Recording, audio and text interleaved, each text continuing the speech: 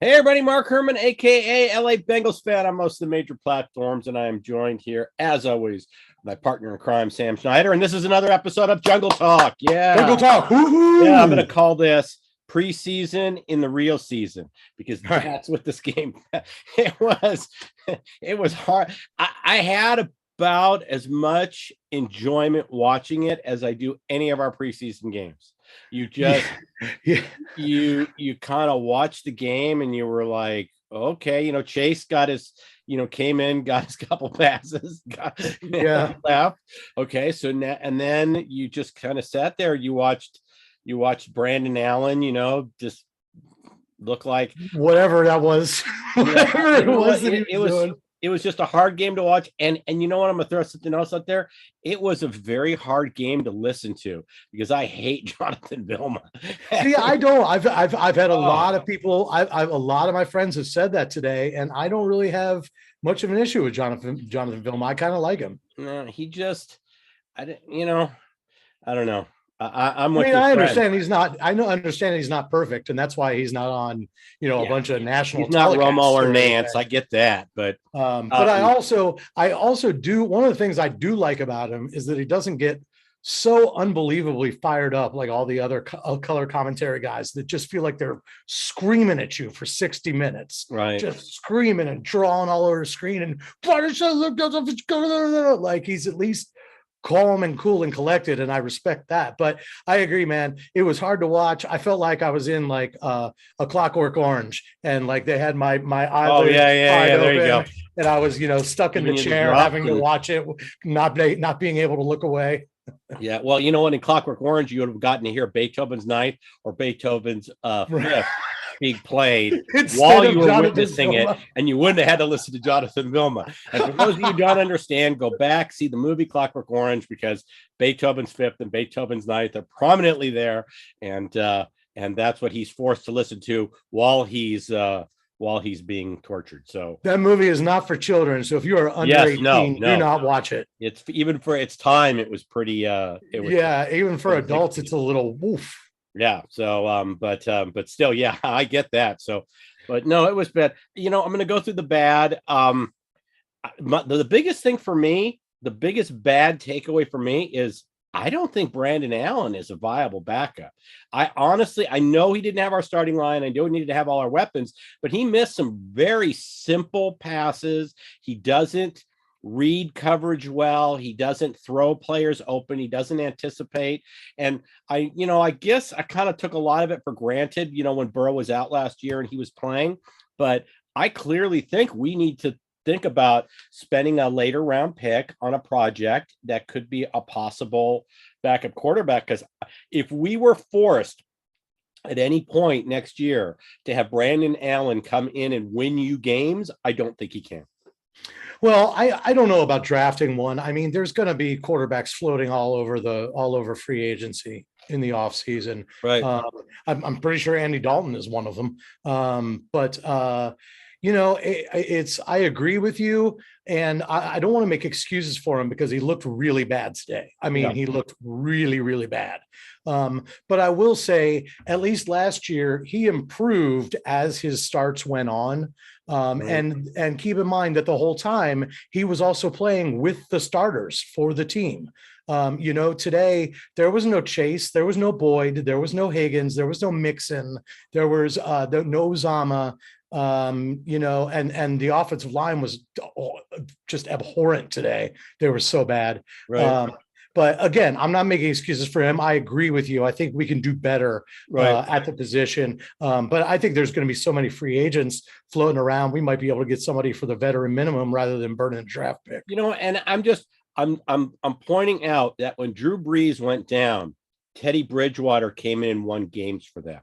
To me, that's what you have to have. A viable backup is someone who could step in and win games. Earlier this season, when Jalen Hurts was out, Gardner Minshew came in and won a critical game for them.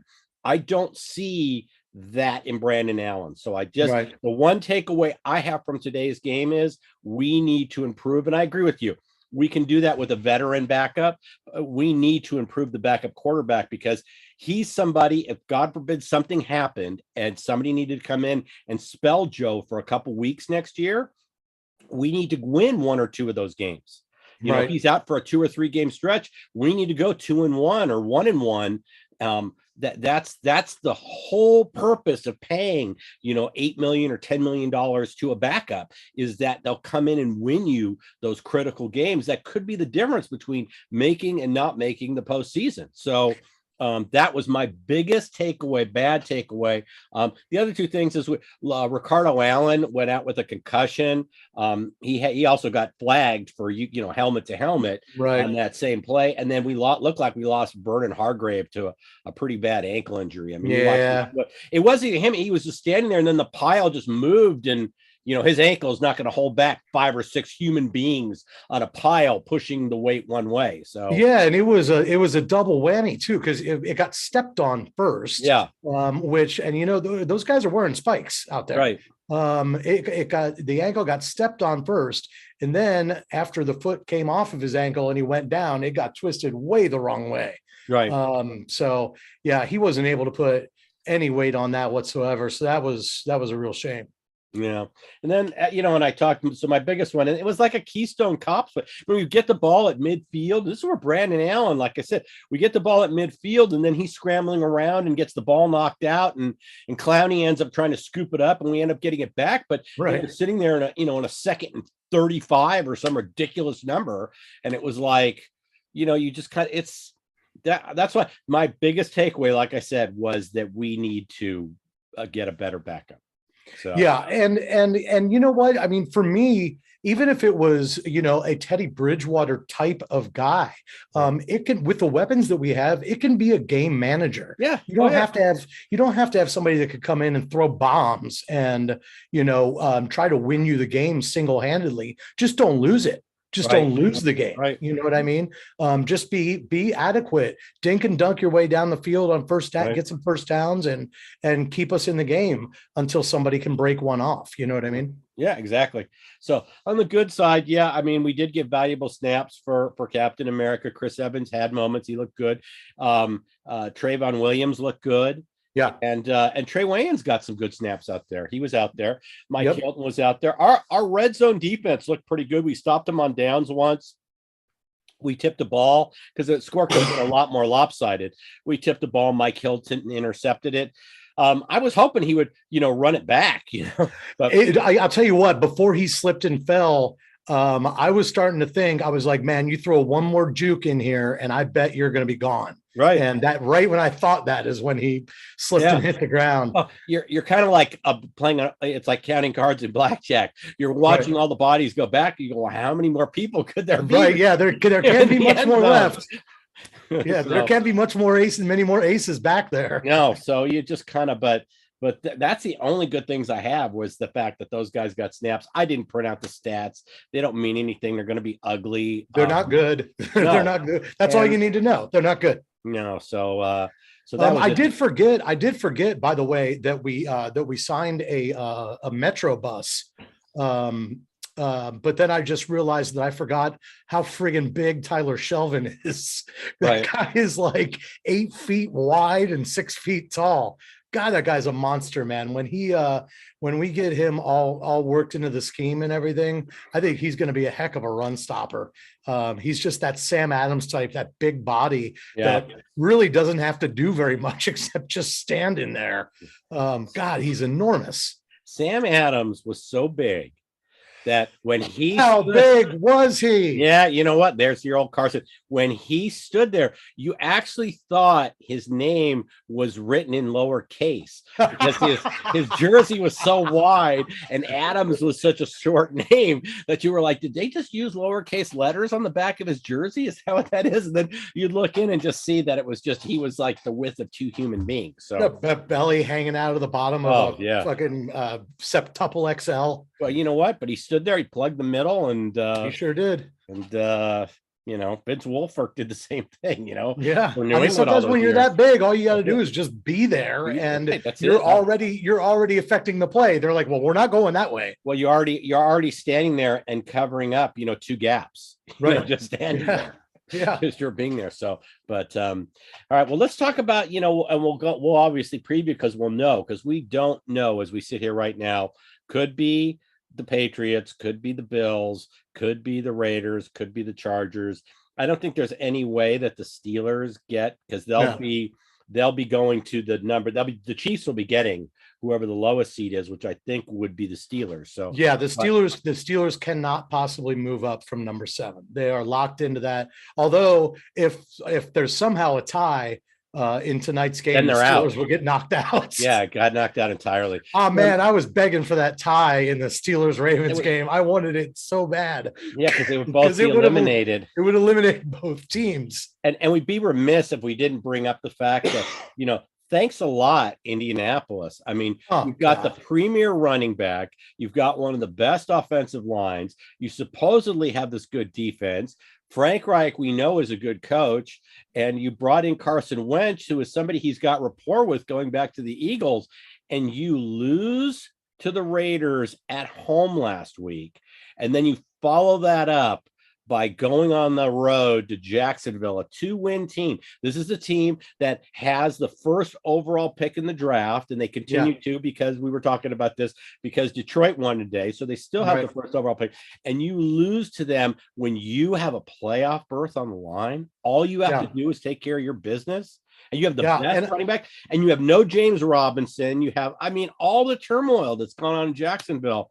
And that's the only reason that the Ravens Steeler game even made a difference. Right. Yeah, because all the Colts had to do was win, and that game all of a sudden is meaningless. Right, and then that's a winner you in for the Raiders Chargers tonight. So I was just kind of watching that, and I was like, that has to be, not only is that the biggest disappointment of today, but that has to be the biggest disappointment of the last quarter of the season. Is the play of the Colts. I said last week I thought they were the most complete team because of their offensive defensive lines, because of their running back, because of their coach, all that. And then they just went out there and failed. Let's just say they shot the bed. They totally shot the bed.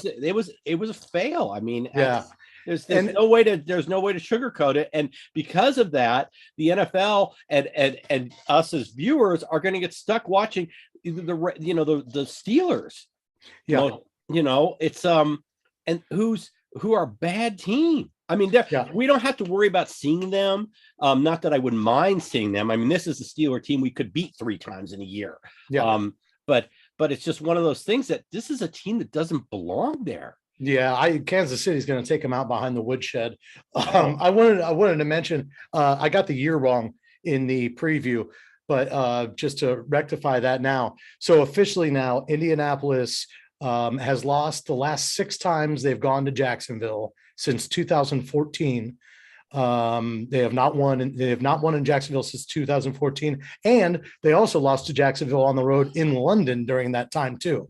So they haven't beaten Jacksonville on the road in 7 years. Okay, well, I'm going to defend them on the London game. That's really Jacksonville. That's really their offsite.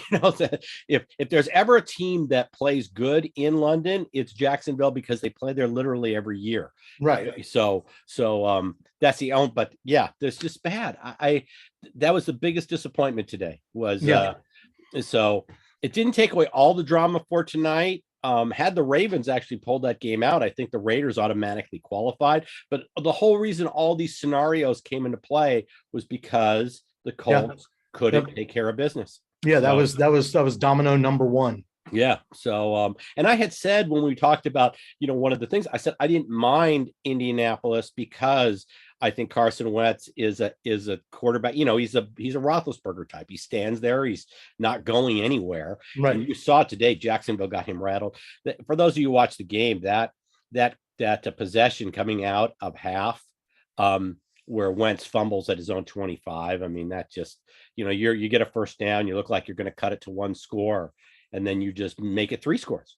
Yeah. Not, so And then it just got worse from there. So Yeah. just Well, had to be the biggest disappointment. So let's go into we could talk about our different potential people. I think you had most of the scenarios down.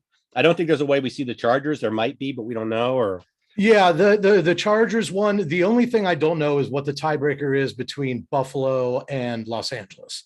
Because if Buffalo happens to lose, um, and uh, and the Patriots win the division, I'm not sure if the Chargers win if they leap over Buffalo. I don't think they do. So I don't think we can play the Chargers. But what I will tell everybody is that if Buffalo wins but New England loses, if the Raiders win, we play the Raiders.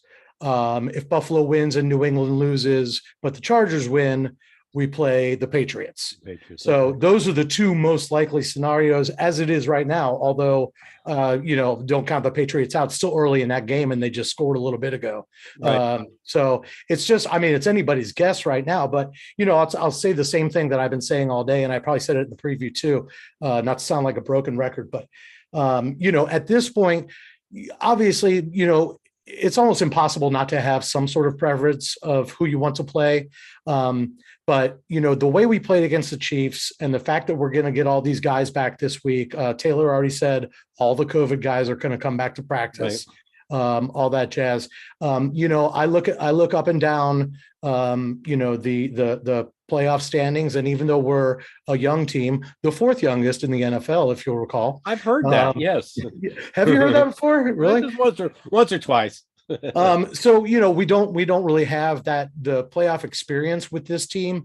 But when I look up and down the teams that are there, I'm comfortable playing anybody. You know what I mean? There's nobody that's like really striking fear into me right now. You know what I mean? Right.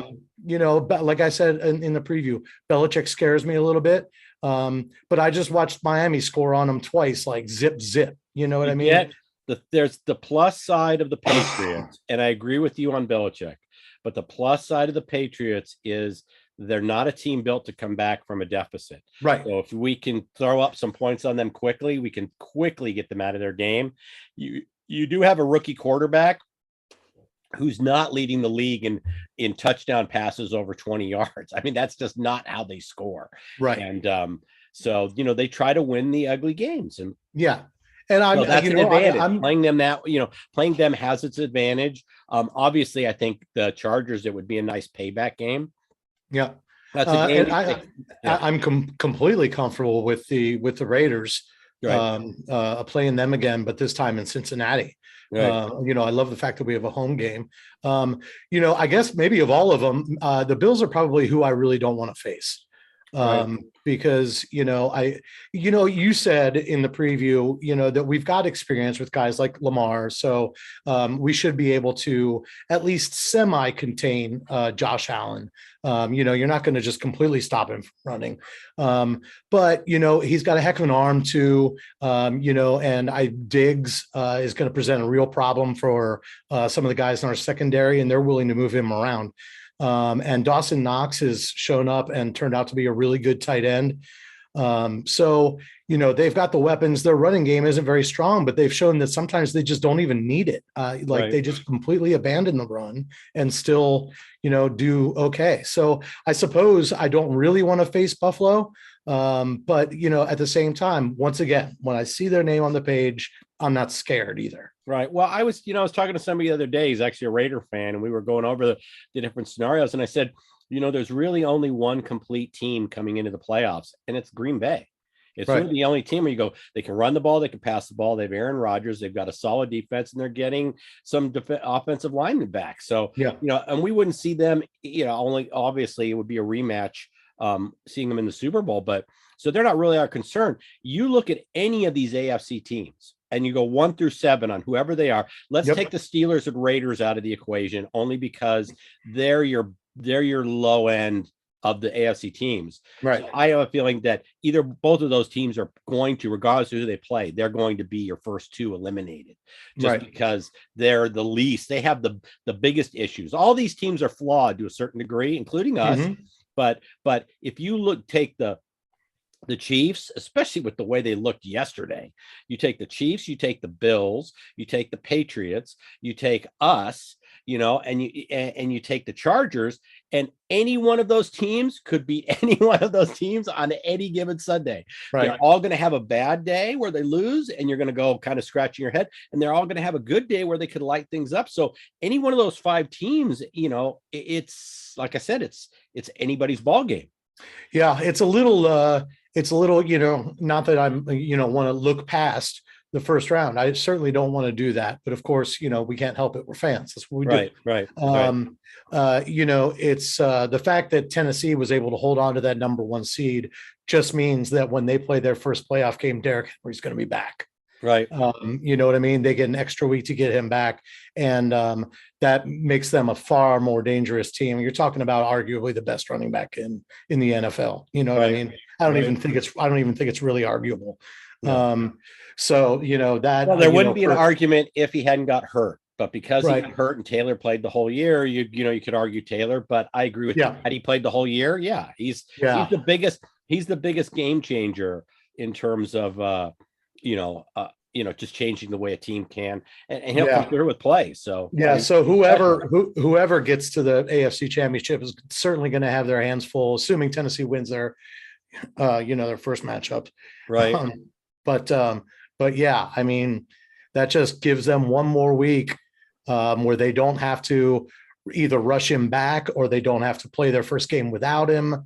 They get another week to chill out, relax, let him rehab, and I bet you he's going to be all systems go. Well, but he's also not going to have played in a while. So, maybe he's a little rusty. You don't know. Maybe if you get it, that's when you lead to a turnover or something like that. So maybe. But the way it plays out, because we're 4, if all the division champs win their games, the 3 playing on wild card weekend, we would be going to Tennessee. Right. So that's the one thing. Yeah. Vilma kept saying the one thing that the Bengals can get from today is a second home game, and it was and that's if we won by getting to 2, we guarantee yourself the second round. If you win the first one, you get another one. So, which we obviously won't have. So that we're headed there. And the only way is if one of these wild card teams wins their game, and we win our game, then we would go to Kansas City or whoever, or Buffalo. So that's how it's going to play out. So we're going to see. Well, we'll know when we do our preview this week. We will know who we're playing, and obviously we'll preview that game. We didn't tell everybody where to find all your stuff because I think we were just so numb and half asleep from having, I actually wanted just to watch the Red Zone panel. Still waking up a little bit. For you guys, I stayed and I watched the Bengal game. As painful as it was, I had to do that because we got to bring the heat, man. We got to bring the heat. That's right. So for anybody out there, you can find me on Twitter at Buy and Sell You. I write for Primetime Sports Talk. You can find us at Talk Primetime or primetimesportstalk.com. You can find Mark on every major platform at LA Bengals Fan. And don't forget to hit that like button. That really helps us out a lot. Go ahead and subscribe. Hit the bell, turn the bell on, get notified when we do our shows on Thursdays and Sundays, and comment down below, baby. That's it. And you'll know we'll do a preview this week coming up. Please subscribe. It's all we ask. And with that, enjoy the game tonight. It'll be an exciting game. I mean, basically the playoffs start tonight because the loser's out. Right. So, I mean, you get a playoff game starting at, 5:20 tonight. So welcome to the postseason, everybody. Once these afternoon games are done. So with that, I'm going to say hoo day, everybody. Hoo day. We will see you later this week with our playoff preview. Take care.